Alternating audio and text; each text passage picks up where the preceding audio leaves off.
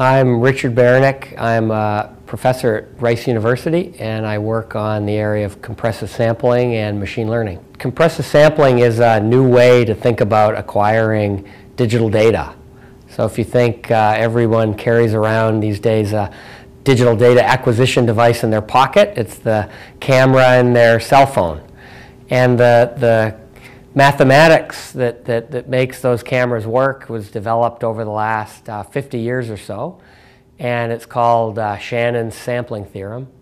And what mathematicians have realized just over the last even less than a decade is that mathematics can be significantly improved, which can allow us to build new kinds of cameras that are even smaller, that take less power, and that allow us to view in wavelength bands that have been heretofore either very expensive or impossible.